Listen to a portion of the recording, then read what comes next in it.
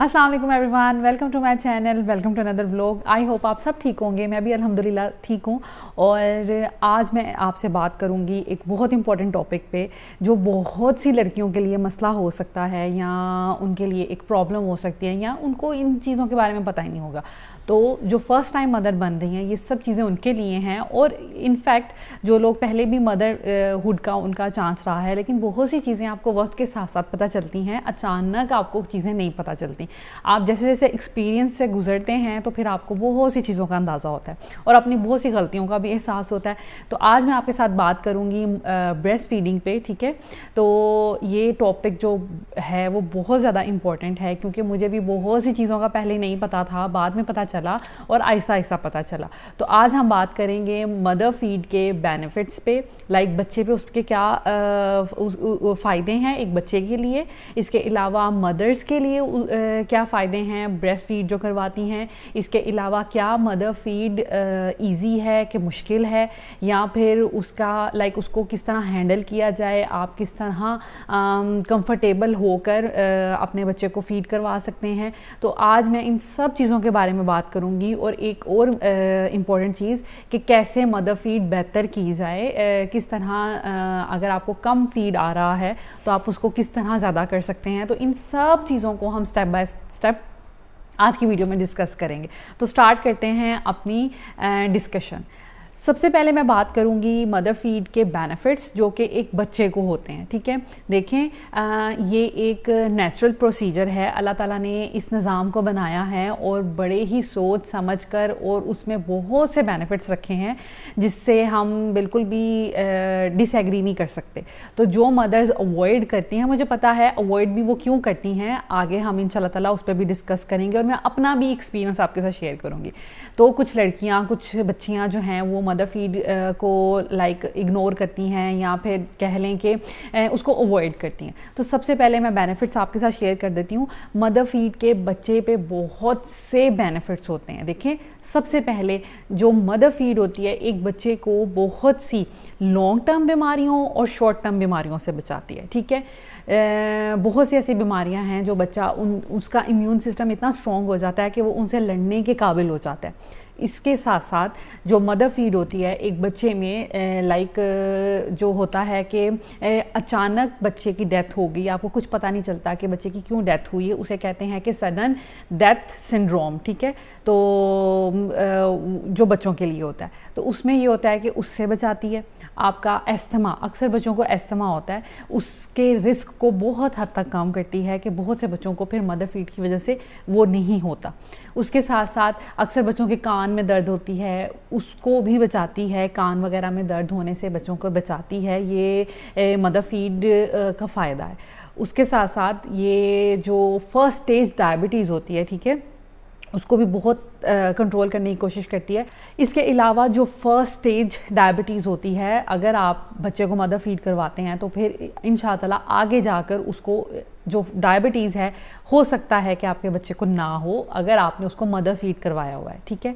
उसके बाद आपके बच्चे के इम्यून सिस्टम को बेहतर करती है। इम्यून सिस्टम बेहतर होगा तो बच्चे को बहुत सी बीमारियों से लड़ने की उसमें ताकत होगी, बच्चा बहुत सी बीमारियों से दूर रहेगा। और उसमें अगर वो बीमार हो जाता है तो वो खुद ही उससे लड़ना शुरू कर देता है। उसके बॉडी के इतने अच्छे सेल्स बन जाते हैं, उसका निज़ाम इतना अच्छा बन जाता है कि वो बहुत सी बीमारियों से बच्चा बगैर मेडिसिन के खुद ही लड़ लेता है। जैसे हम अक्सर कहते हैं कि जब कभी हम बीमार होते हैं तो हमारी ये कोशिश होती है अच्छा 2-3 दिन ना मेडिसिन खाई जाए, खुद ही ये ठीक हो जाएगा। तो ऑफ कोर्स हमारा इम्यून सिस्टम इतना बेहतर होता है कि कोशिश पहले यही होती है बॉडी की कि खुद लड़ता रहे बीमारियों से, मेडिसिन की ज़रूरत ना पड़े।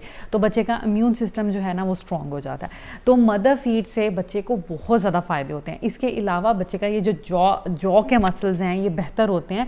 जब बच्चा मदर फीड लेता है तो उसकी ऑफकोर्स फोर्स लगती है। मदर फीड करने वाले बच्चे को दूध को खींचना पड़ता है, अपने जॉज़ का काम लेना पड़ता है, जिससे उसके दांत भी अच्छे आते हैं, ये चीज़ें स्ट्रॉन्ग उसकी होती हैं और उसके दांत सीधे आएंगे, टेढ़े मेढ़े नहीं आएंगे और उसकी ये चीज़ अच्छे से डेवलप हो जाएगी। यही वजह है कि मदर फीड पे बाहर की कंट्रीज़ भी बहुत ज़्यादा फोकस करती हैं, और डॉक्टर्स भी आजकल तो हमें यही कहते हैं, जैसे ही बच्चा डिलीवर होता है तो डॉक्टर कहते हैं कि फ़ौरन इसको मदर फीड करवा दें। अब मदर फीड आए या ना आए, डॉक्टर फ़ौरन कहते हैं कि नहीं, मदर को इसको अपना फीड करवाने दें, ठीक है। तो इन्हीं चीज़ों की वजह से कि बहुत सी बीमारियों से बच्चा बच जाता है। उसके बाद एक मदर पे ब्रेस्ट फीडिंग का क्या फ़ायदा होता है। अगर आप अपने बच्चे को दूध पिला रही हैं तो उससे आपको क्या फ़ायदा होगा। देखें, सबसे पहले जो ब्रेस्ट कैंसर है आप उससे बच सकेंगे, ठीक है। ब्रेस्ट कैंसर और ओवरी का जो कैंसर होता है, ओवेरियन कैंसर, ठीक है, आप उससे बच सकेंगे मदर फीड करवाने की वजह से। उसके बाद आप जो हैं वो ऑफ कोर्स आपके लिए ये बहुत आसान होता है एक मदर के लिए। मैंने अपनी लाइफ के एक्सपीरियंस से सीखा, ज़ैनब और फातिमा को मैंने मदर फीड नहीं करवाया था, वो आगे चल के मैं इंशाअल्लाह ताला आपके साथ स्टोरी शेयर करूँगी क्या रीज़न थे कि मैंने मदर फीड नहीं करवाया। तो खैर ज़ैनब और फातिमा ने मदर फीड नहीं किया, लेकिन इज़ा ने टोटली मदर फीड पे थी वो, तो मुझे बहुत ज़्यादा डिफरेंस फील हुआ, ठीक है, बॉटल से मिल्क पिलाने में और अपने लाइक ब्रेस्ट फीडिंग करने से। तो मुझे बहुत ज़्यादा फ़ायदा हुआ। आपकी बॉडी जो है ना बड़ी वो अच्छा फ़ील करती है, आप बहुत अच्छा फ़ील करते हैं। इसके अलावा जो मैंने बताया कि आप कैंसर से बच जाएंगे, लाइक ब्रेस्ट कैंसर से, ओवरी के कैंसर से। तो ये बेसिक आपका है कि आपकी हेल्थ अच्छी रहेगी, ठीक है। उसके बाद आप जो डायबिटीज़ है सेकंड टाइप की, सेकंड लाइक स्टेज की डायबिटीज़ से, उससे बच जाएंगे। जो स्वेयर किस्म की डायबिटीज़ होती है, डायबिटीज़ जो फर्स्ट स्टेज की होती है वो नॉर्मल स्टेज पे होती है, लाइक बिल्कुल इनिशियल स्टेज पे, और जिसमें आप हल्की फुल्की जो रिवर्स की जा सकती है, आप एक्सरसाइज कर सकते हैं, आप अपनी डाइट को बेहतर बनाकर डायबिटीज़ को कंट्रोल कर सकते हैं। वो फर्स्ट स्टेज की डायबिटीज़ हो गई। और सेकेंड स्टेज की डायबिटीज़ वो होती है कि जिसमें फिर आप रिवर्स नहीं कर सकते और वो स्वेयर से स्वेयर होती जाती है, और उसमें आपको बहुत से फिर और भी प्रॉब्लम्स होना शुरू हो जाती हैं। तो आप उस डायबिटीज़ से बच जाएंगे अगर आप ब्रेस्ट फीड करवा रहे हैं। इसके अलावा आप ब्लड प्रेशर जो है वो आपका रेगुलेट हो जाएगा, आपका blood pressure like high blood pressure control हो जाएगा अगर आप ब्रेस्ट फीड करवा रहे हैं, और वैसे भी इसके बहुत से फ़ायदे हैं। उसके बाद अब हम बात करते हैं कि ये तो बात हो गई कि बच्चे पे क्या बच्चे की हेल्थ पे क्या असर होता है। तो मेन आपने यही करना है, आपकी यही सोच होनी चाहिए कि आपका जो बच्चा है वो उसका इम्यून सिस्टम बेहतर हो, वो बहुत सी बीमारियों से बच जाए और मदर फीड उसको मिले प्रॉपर, तो उसकी हेल्थ के लिए बहुत अच्छा होगा। उसके बाद अगर आप मदर फीड करवा रही हैं तो इसमें आपका भी बेनिफिट है, आप भी बहुत सी बीमारियों से बच जाएंगी। तो ये भी एक अच्छा पॉइंट है कि आप इस सोच से भी अपने बच्चे को दूध पिला सकते हैं। लेकिन हमारी एज अ मदर प्रायोरिटी तो यही होती है कि हमारे बच्चे को प्रीमियम चीज़ मिले, हमारे बच्चे को बेटर डाइट मिले। तो मदर फीड से ज़्यादा अच्छी चीज़ कोई भी नहीं है, ठीक है, उसका कोई सब्स्टिट्यूट नहीं है।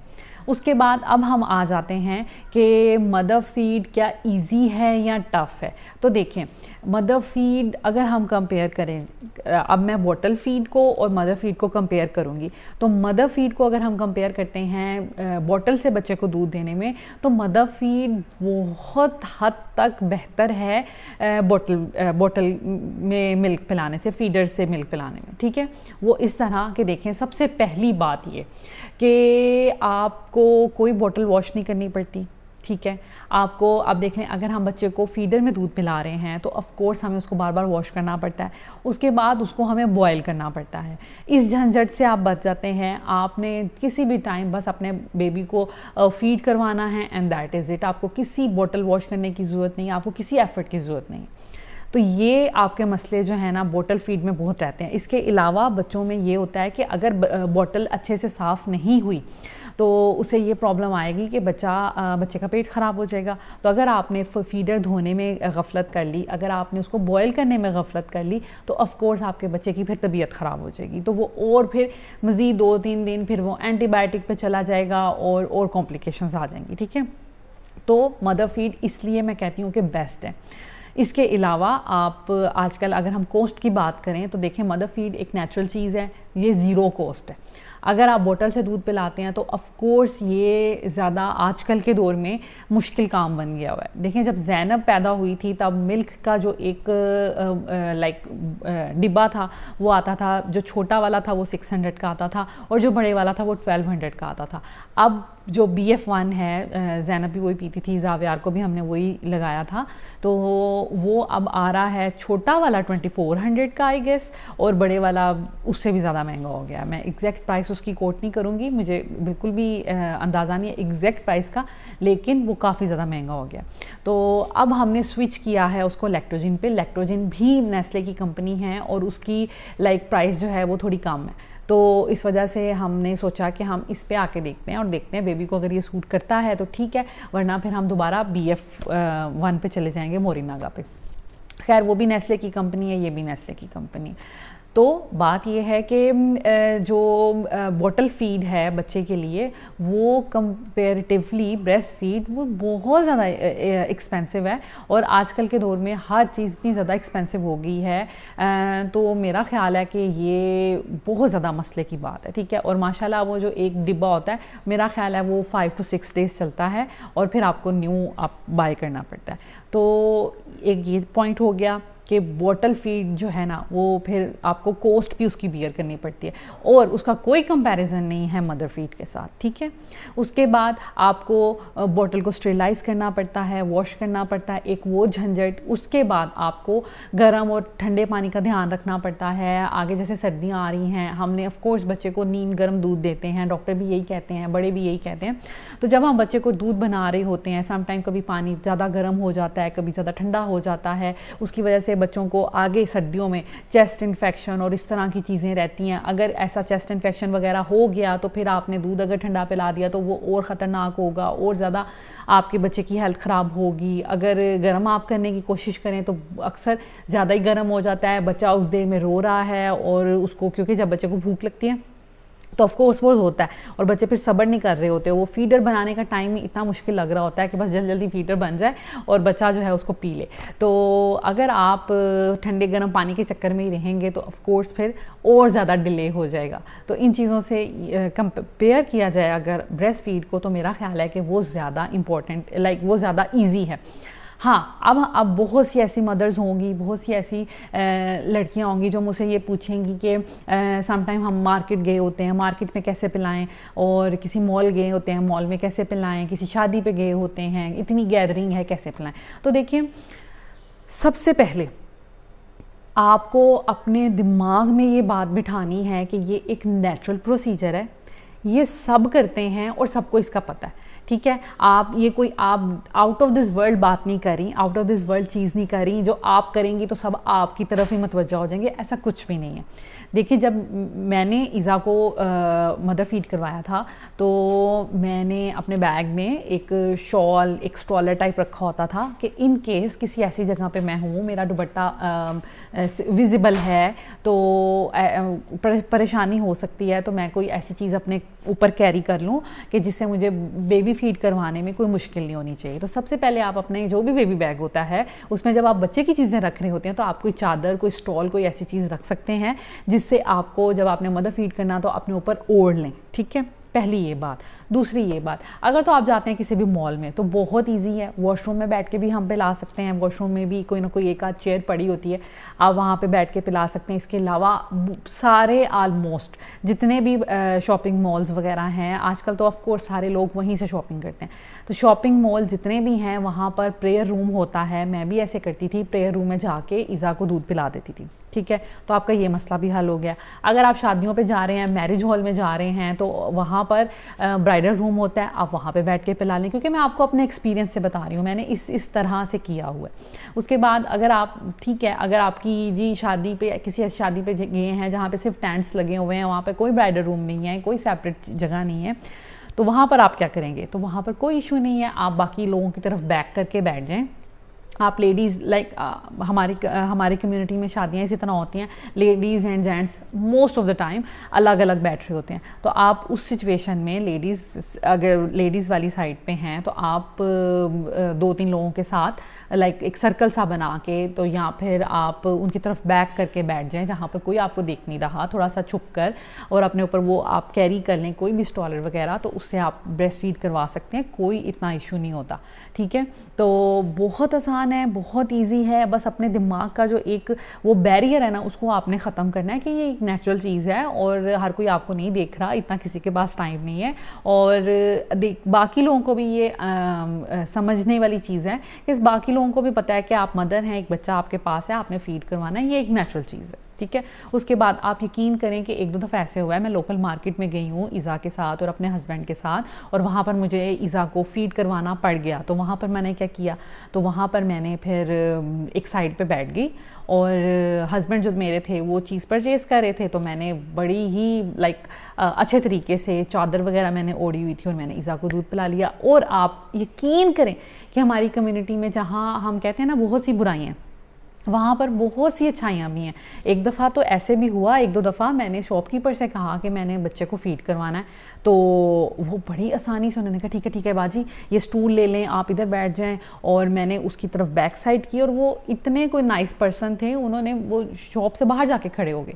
तो लाइक बहुत कुछ पॉसिबल हो सकता है, ये बस आपके अपनी एक हेजिटेशन होती है, और ये करने की कोई ज़रूरत नहीं। आप एक मदर हैं, एक बड़ा ये सेक्रेट सा रिलेशन होता है। एक इंसान जब माँ बनता है ना, तो और भी 4 लोग उसकी इज़्ज़त करना शुरू कर देते हैं। तो हमारी कम्युनिटी इस तरह की है, जहाँ पे बहुत सी बुराइयाँ हैं वहाँ पे बहुत सी अच्छाइयाँ भी हैं।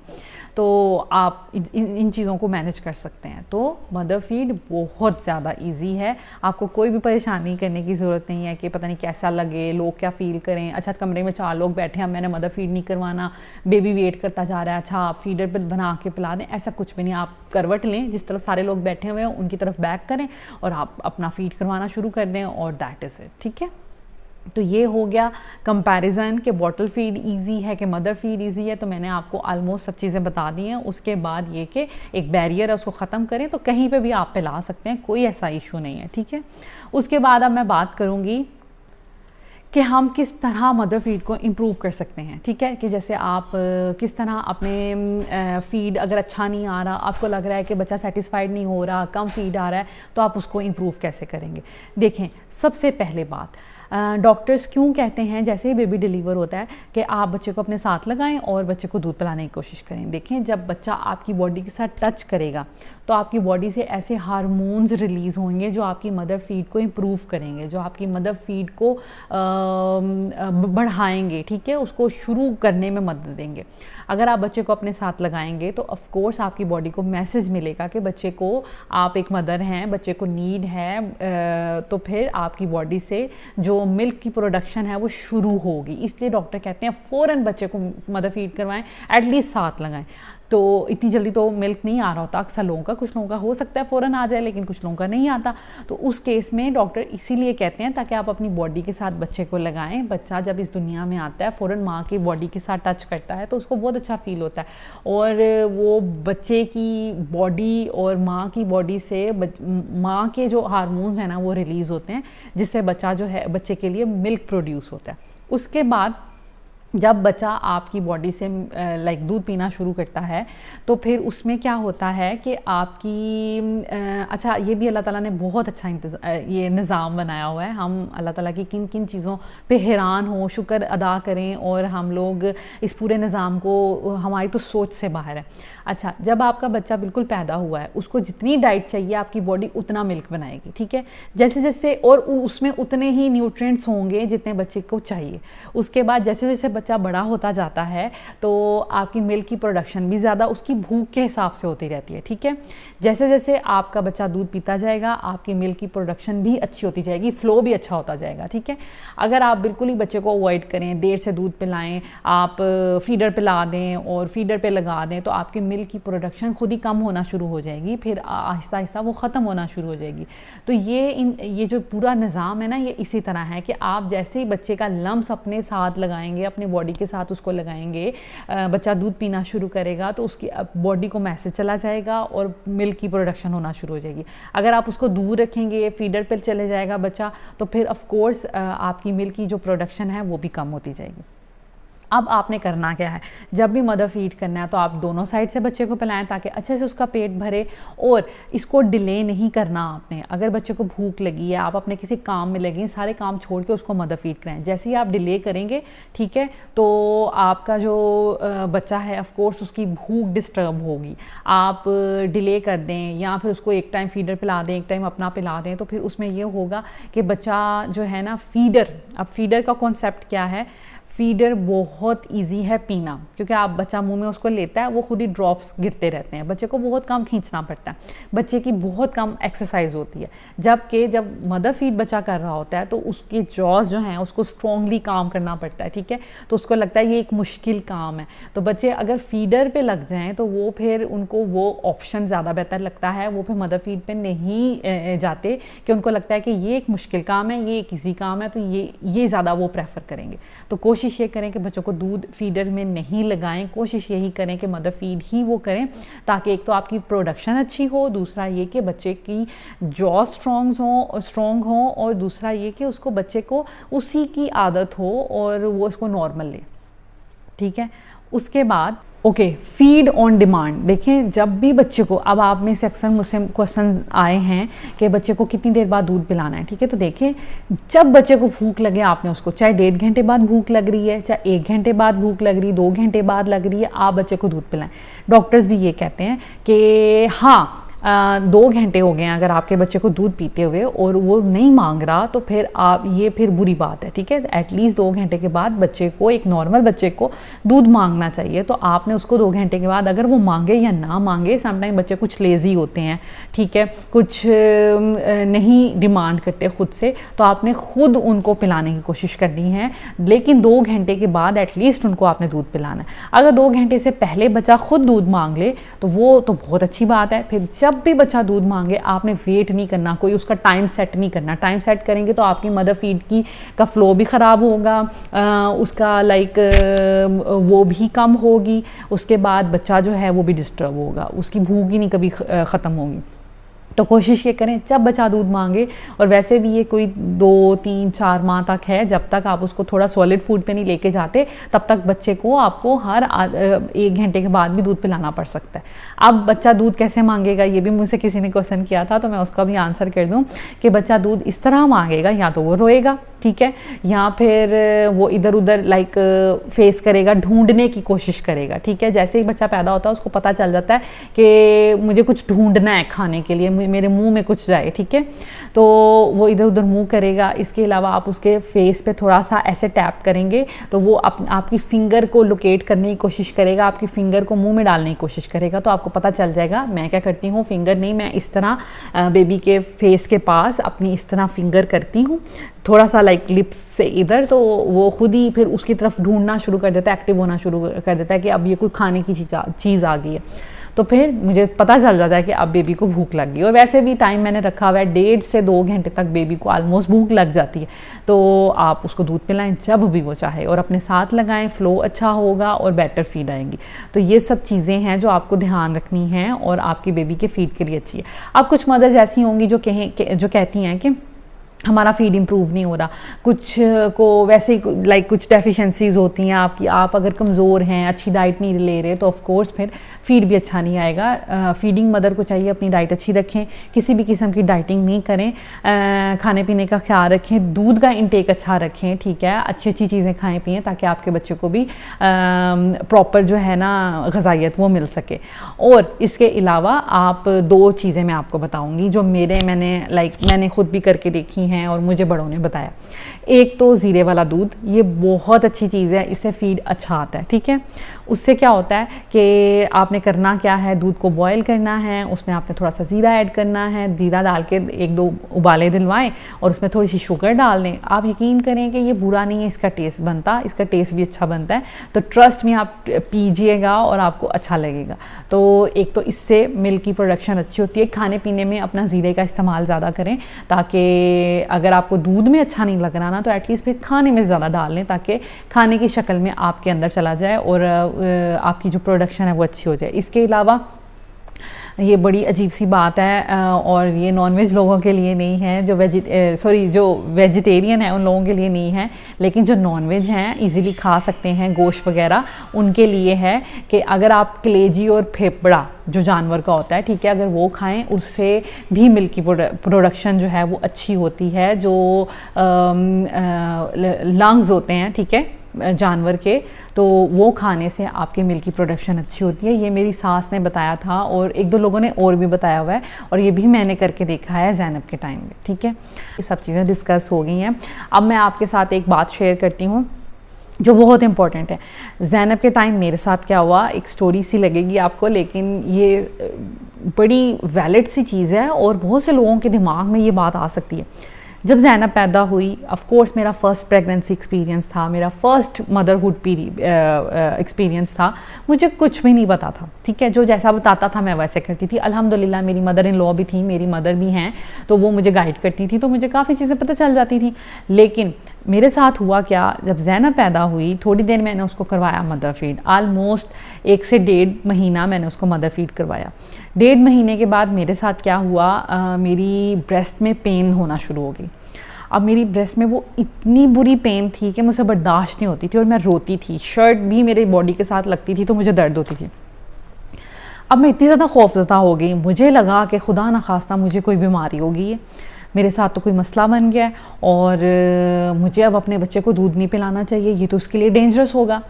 और शर्म इतनी ज़्यादा थी, लाइक ऑफ कोर्स जब आप नए नए माँ बनते हैं, आपका ये पीरियड चल रहा होता है, आप छोटी आपकी एज होती है, मैं उस टाइम पे 22 की थी, लेकिन फिर भी मुझे हेजिटेशन फील होती थी। ना मैंने अपनी अम्मी को ये बात बताई, ना मैंने अपनी मदर इन लॉ को बात बताई, ठीक है।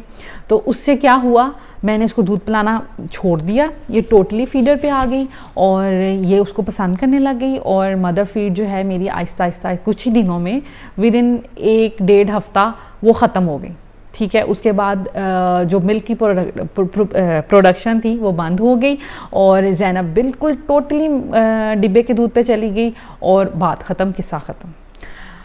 तो फ़ातिमा की दफ़ा भी ऐसे हुआ। अच्छा, मैंने फिर भी नहीं किसी को बताया और फ़ातिमा की दफ़ा भी ऐसे ही हुआ मेरे साथ।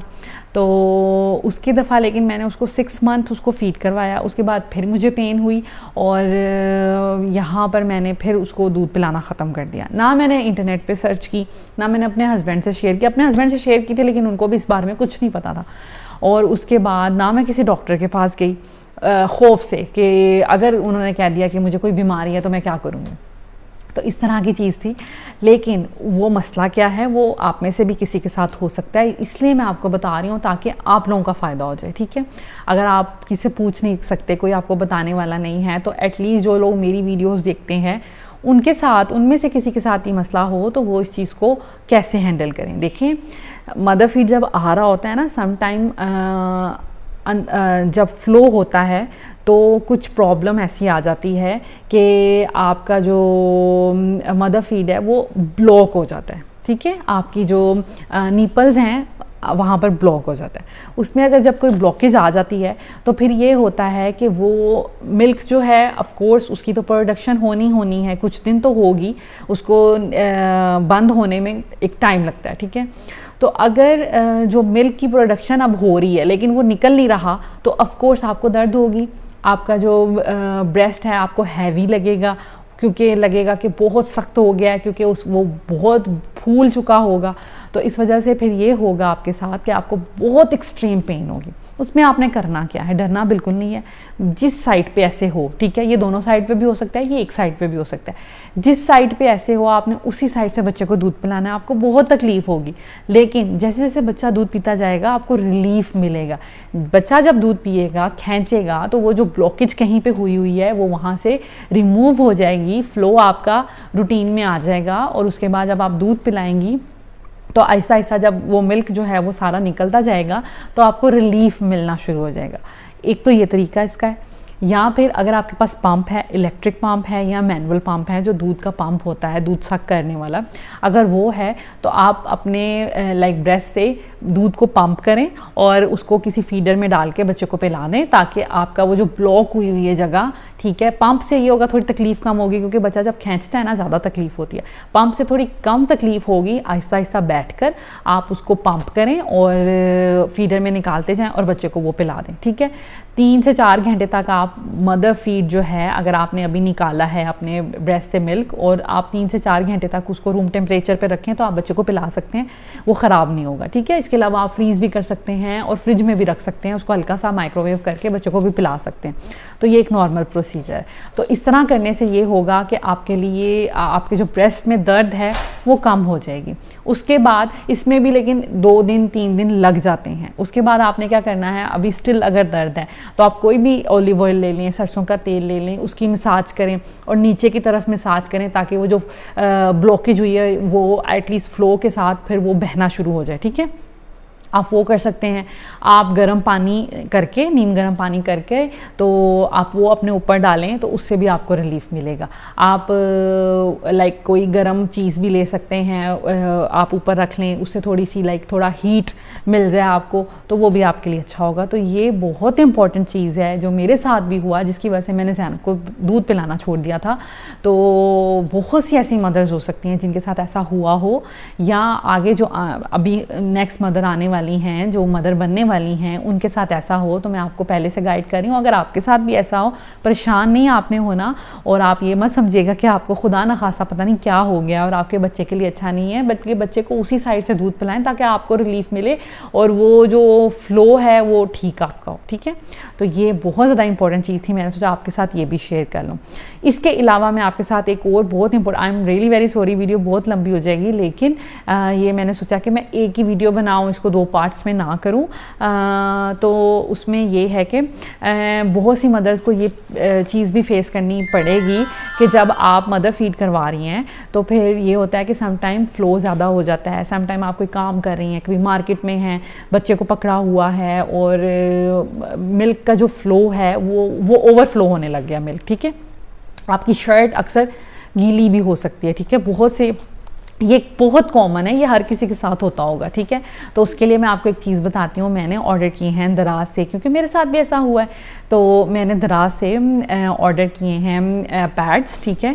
ये नर्सिंग पैड्स होते हैं, ये आप अपनी ब्रा के अंदर रख लें। इससे ये होगा कि जो ओवरफ्लो है एटलीस्ट आपकी शर्ट तक नहीं आएगा, ये उसमें उसके अंदर ये जज़ब हो जाएगा, ठीक है।